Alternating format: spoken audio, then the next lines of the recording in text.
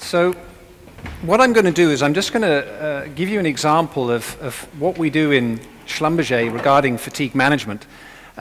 You've got the slides in your slide pack, so I'm going to hop over some of the meat and potatoes in the slide pack, but I'm going to focus on some of the key issues and some of the graphs, just to give you some key understanding of some of the points that you can focus on in your business. So these are the key learning points that we're going to cover today, essentially to raise the importance of fatigue in our industry, and it's a key contributing root cause to an extremely high percentage of our accidents in our business. What causes fatigue, the risk that we come across, and some key pointers for you, interesting ones on research on what we can do. So fatigue, there is actually and has been over many years a lot of discussion about what fatigue is in the medical fraternity. But essentially, following on from the last presentation, it's a lack of energy. The key thing about fatigue and sleep is that we see that it's like your bank account. You can keep withdrawing money, and suddenly you run out, and you have absolutely no more energy left. So sleep, we mentioned, it was mentioned in the last presentation, is a key point. And the failure of ourselves to maintain a continuous and adequate sleep pattern accumulates over time. And we're going to cover some of this in graphs in a little while. So we've got to look at progressive decline. And I'm going to show you some accident statistics in a very short while that are going to essentially prove a lot of the points that were raised in earlier lectures this morning. Our business predisposes us to problems with fatigue. So issues such as shift work.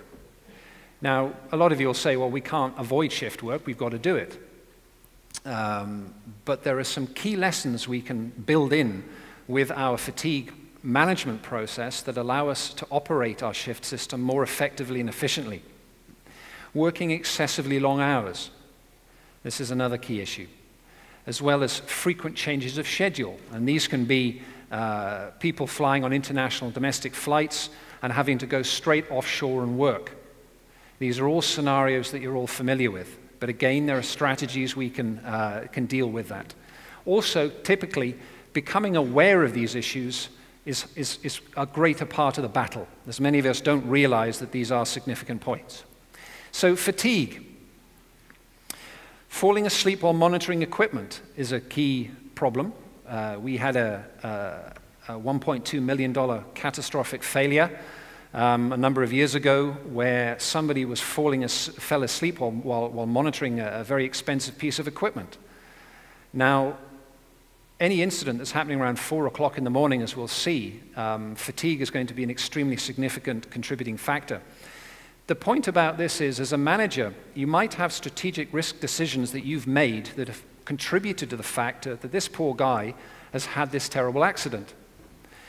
You could be trying to save money and inadvertently cancel some addition of a safety device on the equipment that'll take away, engineer out, a large part of the mechanical and human involvement. We already saw in Bruce's presentation this morning, it's the interface between man and machine, person and machine, that results in a lot of our failures. We've got a lot of engineering controls and expertise in the 21st century that we can apply to a lot of our decisions that take away or reduce this issue with this human-machine interface. And a lot of the time I find in investigations, you come all the way back to some strategic decision that people have made because they're largely afraid to spend usually 5, 6-figure sums on removing that reducing that problem with the human interface. So strategic risk decisions are extremely important in influencing the human factors issues surrounding fatigue. Performing vigilance tasks and when you perform them, these are repetitive tasks that you do continuously. Also, obviously, affecting your judgment and physical coordination. And we're going to look at that in detail. So the onset of the symptoms, these are relatively easy to identify. So I'm going to pop over that. We're going to look at cognitive and physical signs. Okay, so these are popping up on the screen now, list of cognitive ones and physical. We all recognize these, but the problem is very often when we're operating in an operational environment is we are suffering from these at the same time as the person who potentially will have the accident. So do we recognize it in ourselves, and do we recognize it in others? Issues you can have in the cognitive and physical fatigue sense, if you can manage your shift changes so they avoid key times of the day, that would be a very simple tip you can use for doing this. Now, moving on to that, human factors. We're going to look at circadian rhythms. So we heard about an example about the FedEx pilots and the rather interesting state that they reach around 4 o'clock in the morning. So in circadian rhythms, we all have an internal body clock. Whether we like it or not, we are hardwired to be addicted, and I call it an addiction to time, to light as human beings. I've done a lot of research over the last 10 years on accidents, when accidents happen, and I'll show you in the coming slides some of that research.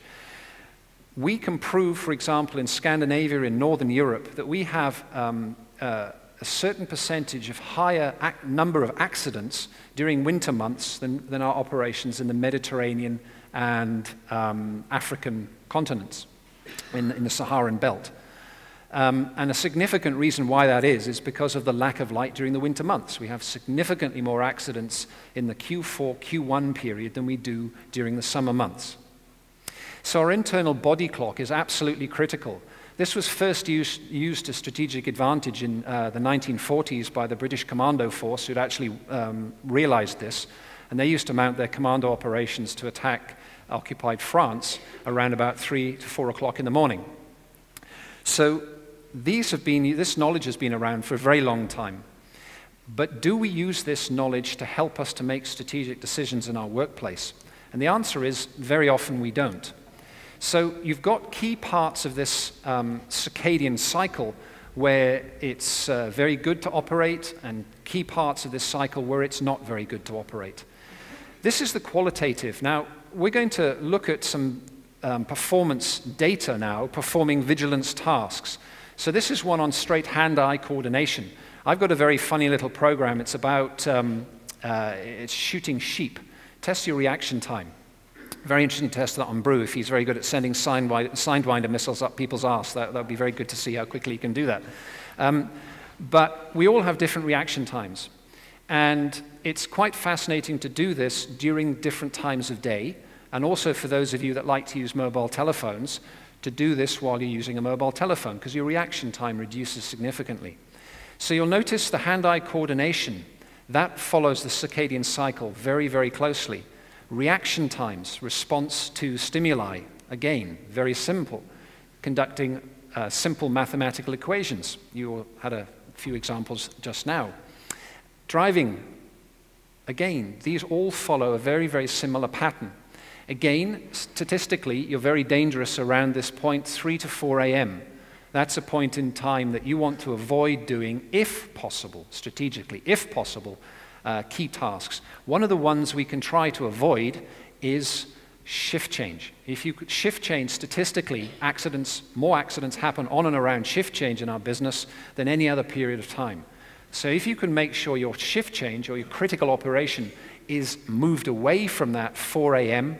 time, you have a little handle on improving your management of fatigue in the workplace. It's not always possible, but it's something that's very, very useful to know.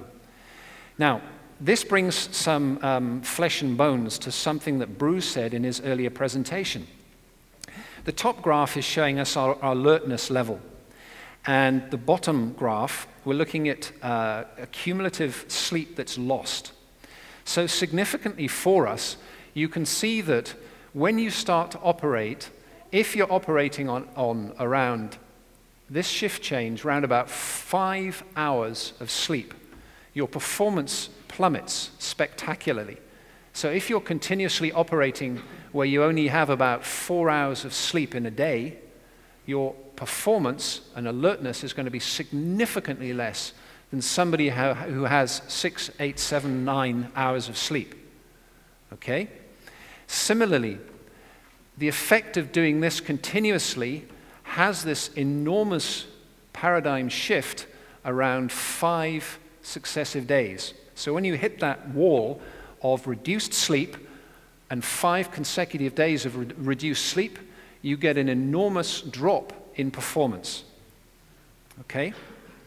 So this is something that is extremely dangerous for us. We've been watching this for many, many years in the company, and we've been monitoring all accidents, how long people have been sleeping, how long they've been working, what the sleep pattern is over preceding days.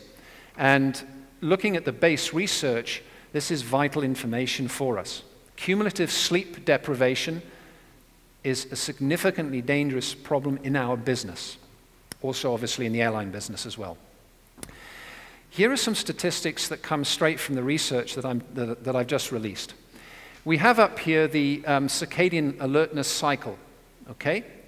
And below that, we have the research that I've done over an extended period of time in all of Schlumberger's operations in Northern Europe, in fact. What the graph shows us here, the black line is the average number of accidents in the offshore population, the population who are exposed to a true 24-hour lifestyle. And this graph is an exact inverse of the human alertness scale, the circadian cycle. In other words, we have higher accidents where the alertness level is at its lowest. Similarly, around 4 a.m. Okay? That's with 20 people exposed to a 24-hour life cycle working on rigs. If we use the business as a whole, you have the 9 to 5 population. So this includes your office staff, and it includes your staff working in your bases. And when we do that, we have a graphically different picture. Obviously, we would expect intrinsically a lot more accidents to occur during the period where you've got more people physically working, 9 to 5. Now, strategically, how can you use this kind of information? When we break down this information further, we find that there is a significant period of time where most accidents occur. And that period of time is between 2 o'clock and 4 o'clock in the afternoon. So if you combine your whole business and say, working offshore, working in the office, working in the bases, making up tools and equipment, preparing jobs to go out offshore, maintenance of equipment, then it's this period between 2 o'clock and 4 o'clock where you have most of your accidents. And this obviously coincides absolutely perfectly with this lowest alertness scale in the middle of the working day. So again, how can you use this information? Simply strategically knowing that that's the most risky period of day allows you potentially to move critical operations away from that time of day. If there's sort of routine, very routine tasks that you can do at that time of day and substitute them for something high-tech and difficult, complex lifting operations, then that can be an extremely powerful tool to do. And that's something that we're looking at using in our company at the moment. So that's a key point. These circadian cycles are backed up by concrete data. They do work, and your accident rates do match this human alertness scale. We find in driving, where most of our fatigue-related fatalities in our business, driving is still the biggest killer, where we have a significant portion of accidents resulting from sleep deprivation as a direct cause of sleep deprivation. One of the key things with driving accidents, it's actually quite simple to find out where fatigue is the key issue, where somebody was asleep at the wheel, because as those of you that know much about car incidents, you'll see that in car incidents there are no skid marks. The person was asleep. So it's actually very straightforward and easy for police forces to determine if somebody was asleep at the wheel. And we actually had to withdraw one of our key posters, which was showing somebody asleep at the wheel because it showed a car crash with skid marks, and that simply wouldn't happen in a sleep-related incident. So we're very, very vulnerable to being asleep at work. Sleeping incidents usually occur on bends on the road where people just carry straight on. how can you manage fatigue? Again, I'm not going to dwell on too great a time on this. You've got these in your slide packs. It'll be more beneficial for you to read some of the information and come back to me offline or during the rest of the conference, because a lot of them are quite detailed. We've introduced a lot of training in our company to make people aware, simply spelling out some of the key points that I've told you today. Key issues, strategic, as managers, avoiding vigilance tasks during these times of low alertness. Absolutely key. These are things we can manage. These are not things that are beyond us. I'm not saying don't work at that time. I'm saying try to move your work schedules so you can avoid key tasks at key times of the day. Managing breaks. This is something that's very important and ties in to the last presentation. My analogy was my wife was a professional tennis player, very good one, professional from the Czech Republic. Now, her success as a junior, as she was national champion and captain of the national team, was that she could take cat naps.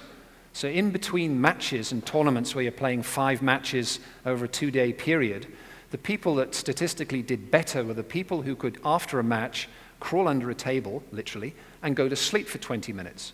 So the cat naps is something that you can build in and develop in your culture. Admittedly, in Western Europe, you feel a bit wussy doing this. It doesn't really feel very manly. There's too much testosterone running around in our bodies. But this is something that's very, very powerful. I always used to have problems with it because I didn't understand how cat naps worked. I would always end up getting jet lagged, confused. I'd sleep 30, 40 minutes and wake up feeling like it was the next day. The issue with cat naps is you want to keep it to around 20 minutes. And what cat naps are doing is they're avoiding you going into the deep sleep, which is where the deep sleep is where you physically repair your body. And what they're doing with the shallow sleep is actually mentally repairing and resting your brain. So they're an extremely powerful, if in the offshore environment, if it's possible for you to physically go back to your room and rather taking a coffee break to go and physically lie down for 20 minutes, that's an extremely useful strategy. You're not going to go to sleep, and you know you're not asleep, but simply lying there and just resting, you are restoring your mental capacity, and that's an extremely powerful thing that you can do. That sort of thing would take a cultural change in your business to do that, but it's worth pursuing these. And as we've seen before with the nutrition, you have to change the environment around the person rather than coming up and say, okay, everyone's going to take cat naps from now on. Managing your nutritional intake, again, that's extremely important and intrinsically linked with fatigue. Why do Mediterranean people like to take siestas after lunch? It's built in to the psyche of people in Mediterranean countries. Possibly they've learned that they end up having more accidents if they are too active during the hot time after lunch. As we've seen in our business, that's when most accidents occur.